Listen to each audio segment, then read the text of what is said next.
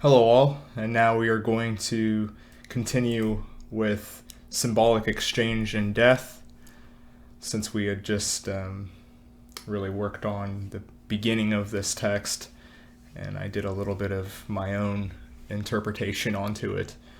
But really, in the meat of this text here, you actually see what the simulacra and simulation is going to look like when it eventually is, I guess you would say, published in the 80s. But here, much earlier on, you would actually see Baudrillard using this sort of scheme, if you will, to show the different characteristics within the simulation and simulacra. And so these three orders, getting right into it right now, are these sort of adaptations, sort of mutation, if you will, that he traces back to the Renaissance.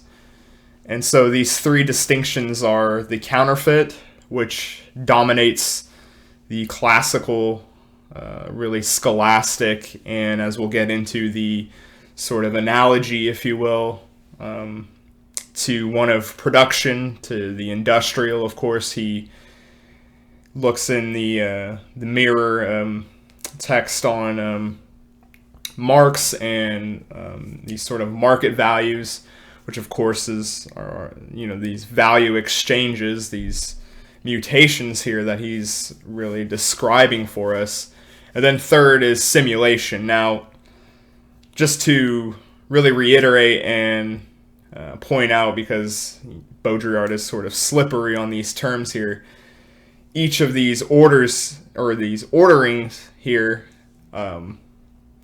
they are all forms of simulation. They are just these different epistemes, if you will, in their time and ordering, if you will. And so the simulation really is really the coding of modernity.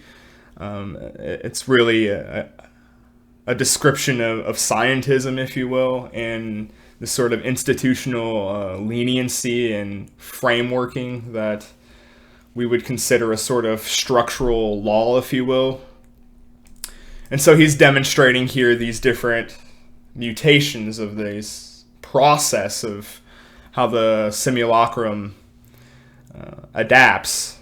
And so again, just to emphasize here, because I think it is rather tricky if you're new to Baudrillard, where he's talking of one particular order with simulation, but ultimately simulation has a long, rich history that, of course, when Baudrillard is read today, it's mainly about the Matrix and media studies and some of his thinking on the likes of McLuhan that we'll get into. And so Baudrillard is really lending to us that simulation is a sort of closing, if you will. And so despite declarative notions of liberating, of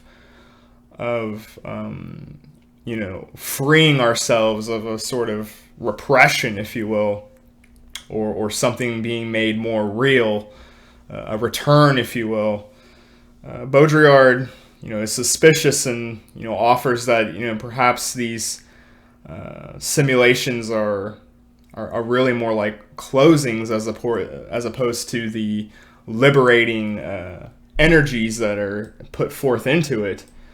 And as such, when we consider mass culture today, having it be digestible, having it be consumed in a usually very short format, sort of lends itself to being as digestible as possible, really. But continuing really with this ordering here, he really wants to hone in on the difference between what he calls the automaton and robotics. And so this differentiation, or difference, if you will, within this order of simulation, the automaton exhibits analogy, just like with the scholastics, with being godlike. In this case, the clockwork, or the mechanism, if you will, there's a clear distinction between servitude and man, and this sort of contrast, if you will, that he points to us.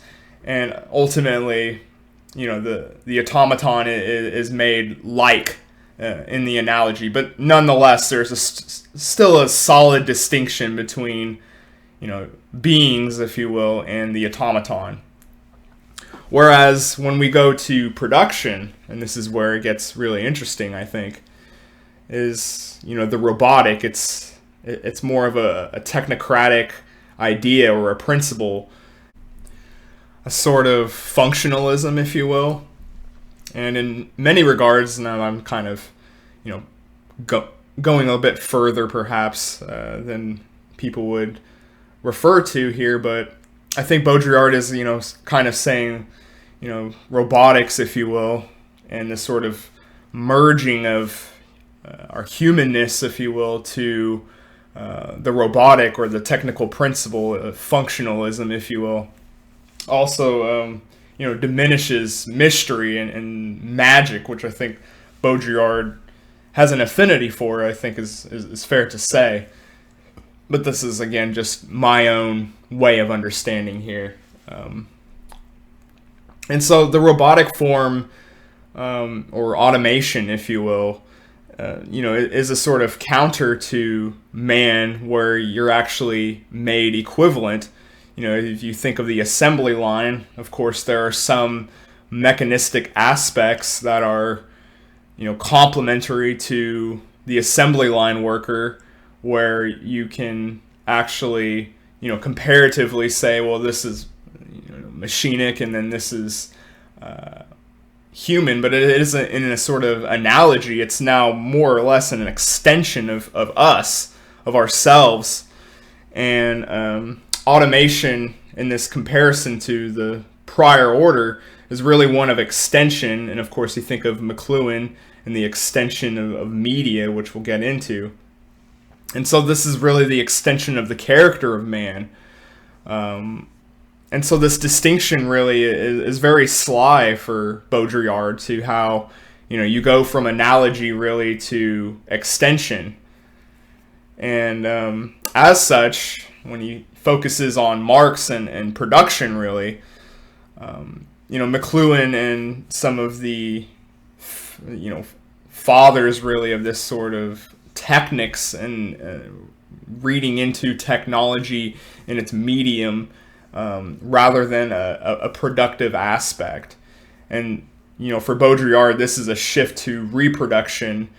And, of course, this changes really the telos, if you will, of going from production to reproduction to, goals, and the statuses of the producer and the consumer is, of course, in a way synthesized, if you will. And this, of course, lays bare to really the third order, which I think really is really science, or at least this sort of foundationalism, if you will, of a coding, which of course he points to the likes of genetics, and it's this limitation of finalities.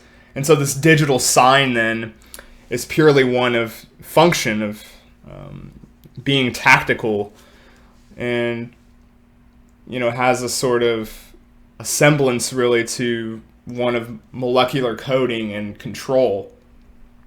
And so causality, or at least this formalized principle, or if you will, scientism, gives a certain face or identity. And these are different articulations of a distinction between what is a real natural foundation of what humanity actually stands for, in contrast to being in the animal kingdom, if you will, or a relationship with AI, to sprinkle in contemporary ideas here. And so the third order, in a way, almost becomes a sort of illusion, and or in this sense a hyperreal of what our real humanity is from that other thing. even though in this case, in the third order, we no longer have a sort of reference to anything, and this is really getting into some of the ideas of epistemology and this sort of analogy for the scholastics. Of course, that's a reference to, something that's real or, allegedly out there, the thing in and of itself, if you will. Whereas, now it's the digitalized signs. There is no actual necessary reference or even a production of that reference. It just, cross-pollinates between these signs that actually have no referentiality to, a positivistic sort of way of interpreting the world, if you will. And this, for Baudrillard, really is that sort of end of a dialectical evolution. And, life is ruled now by this indeterminate genetic code. I always think of Derrida and really the trace, and I think I've said this before, but it's really useful with a lot of this postmodern thinking, where Baudrillard is essentially saying that there is a sort of indeterminacy, of course, to genetics or the binary of how perhaps someone may turn out in sort of the biological sense of possibilities. And so, nonetheless, though, within that, there is the finality of, well, this is ultimately how the genetic code did sort of, determine itself. And so the sort of finality really is embedded within that code. Even though the code, in many cases could be arbitrary, nonetheless, the final notion of how that will actually turn out in possibilities is, within that thinking in and of itself.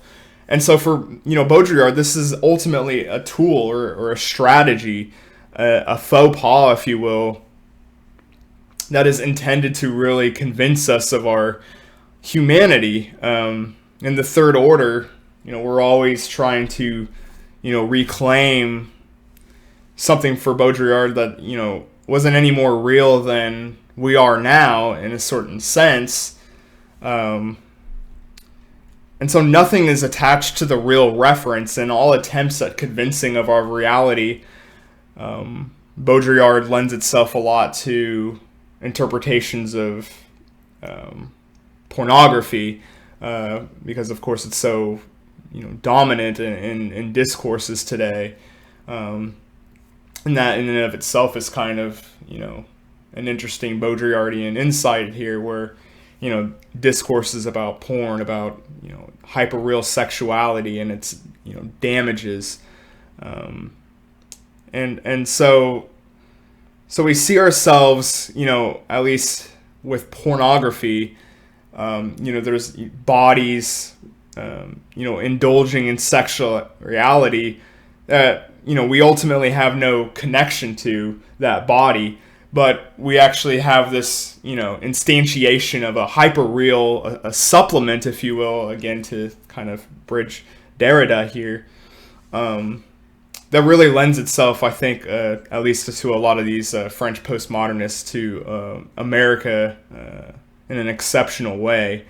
And so pornography then is a sort of strategy of convincing us of humanity, of this sort of other, of bodies that aren't ours, that are indulging in this sort of sexual function of kissing and exchanging fluids or whatever. We all know these bodily processes, but we're instantiating with this hyper-real version of it. And so Baudrillard then, interesting enough, invokes the likes of Friedrich Nietzsche, which essentially is him saying that, Nietzsche, says that all simulations, if you will, are interpretations, foundationalism, if you will,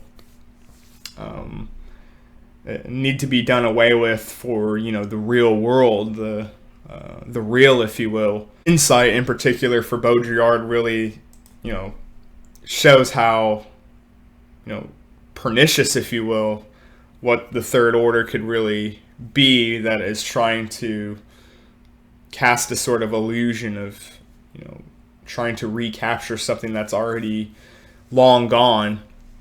And so Baudrillard, again, in his sort of suspicion of these, tight frameworks, if you will, these structures, really lends itself to how we consider discourse really in the political atmosphere of the two-party system, which of course conveniently is this binary structure that, easily lends itself to being authentic and not being real.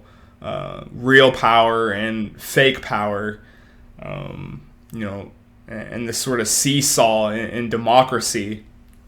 And so you have this sort of mirror image, or this, cultural object within this binary structure, and this two-party system is really the end of the representation when you have a sort of competitive logic, and the law, seesaws of this sort of equilibrium, or this difference between the two forms in this public consensus. And of course, in every single change of power in America since I've been really born, if you will, there's this sort of neat narrative that forms where, whoever's president, the other party tends to impeach them somehow, which, wasn't necessarily always the case in American politics. You'd have periods where that didn't necessarily have to happen. But there's this sort of perfection, really, of, so, there's these two parties, these two power methods, if you will, and they conveniently just seesaw back and forth in this sort of cyclical way every 8 years or so. And the other party usually takes another hall of power in the sort of three-headed Leviathan state, if you will. And, they sort of disperse their own tactical or fatalistic strategy, to use Baudrillardian's terms here, that sort of encompasses this competition and rivalry and this political equal between the two parties as, really this sort of perfect structure that lends itself to embodying the other, if you will.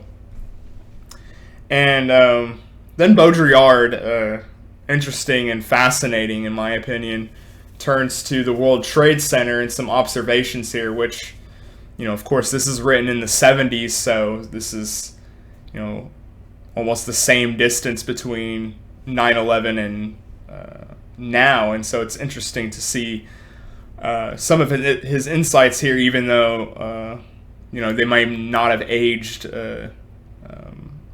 but, nonetheless, I still think in a lot of ways he's right about this insight here.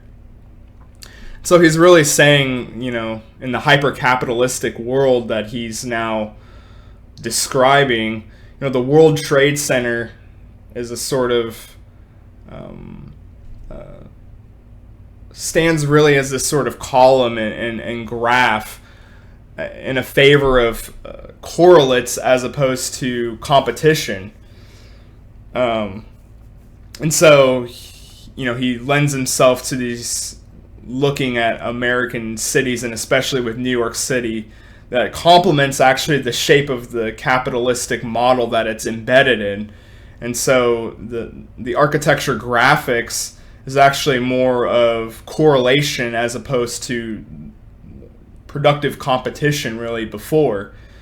And so for Baudrillard, this, perfectly balanced in communication that, doubles over into a new tower that's the exact equal in this sort of dualistic way, is actually the end of competition. And this doubling is the sign of it.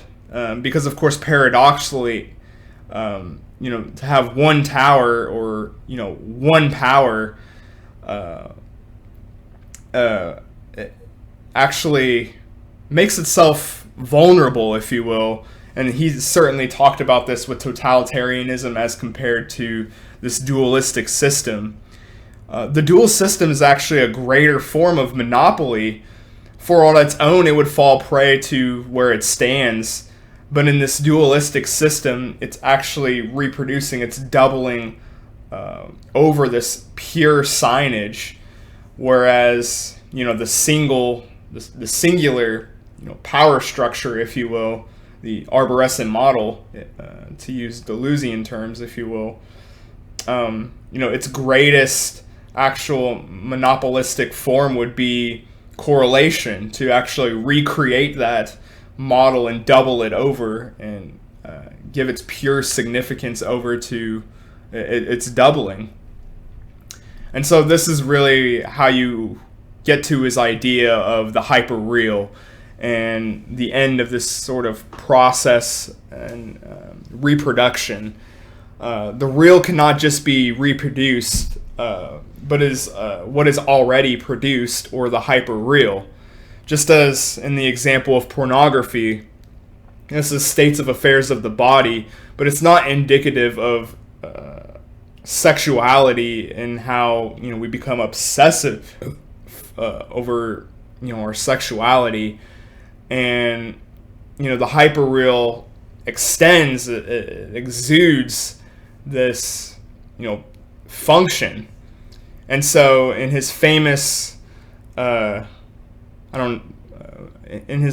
really famous analogy to Disneyland, Disneyland, of course, becomes a ground in which this represents the magical, the fantasy, and outside of it is the real world.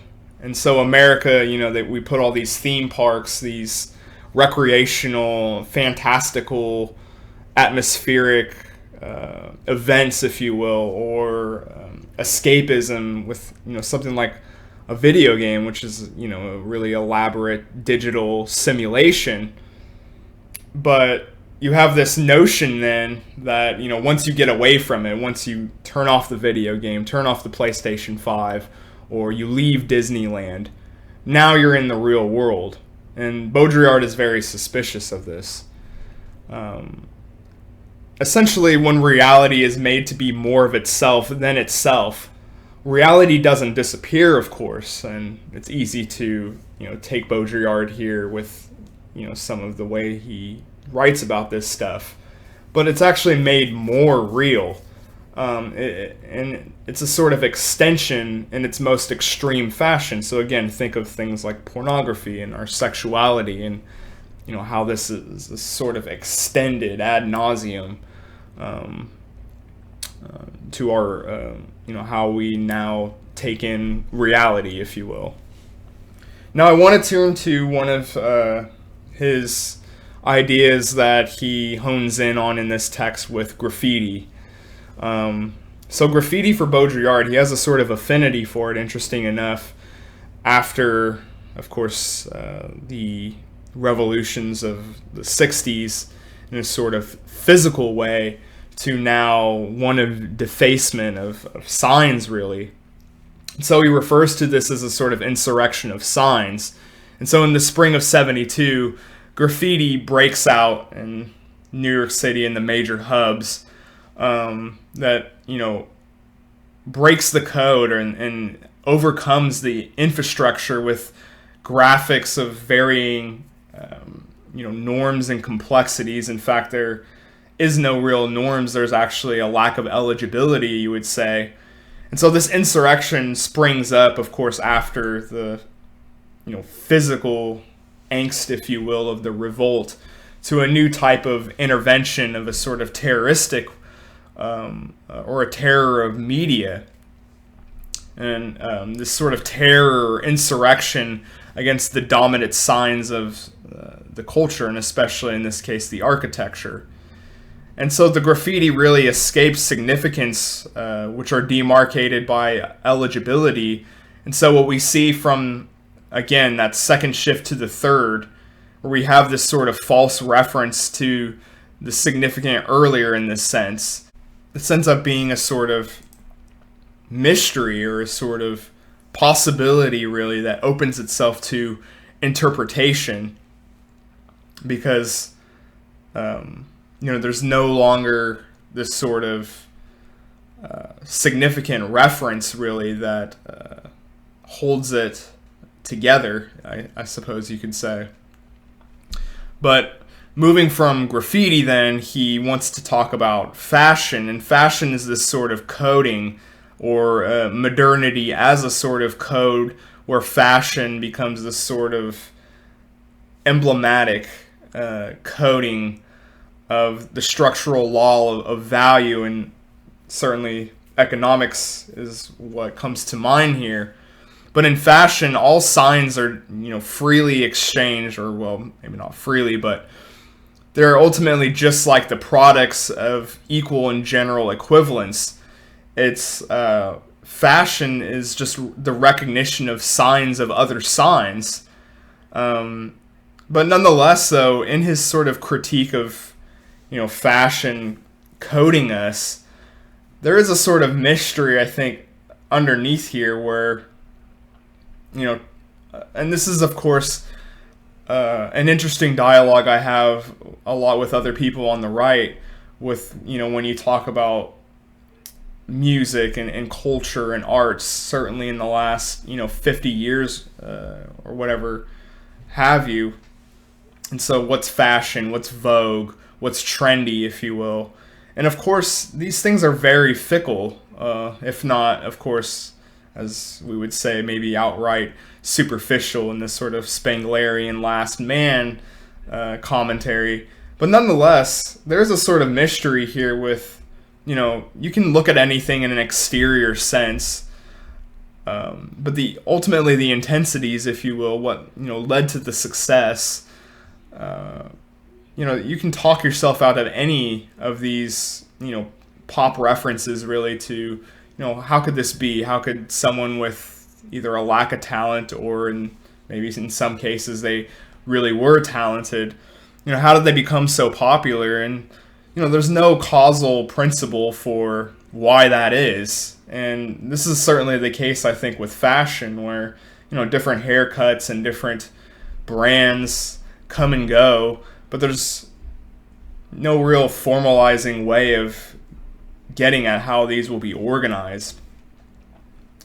But nonetheless, Baudrillard says that it is in its arbitrariness and no reference exchanged to the real that contains its formality, but yet not exchanged that.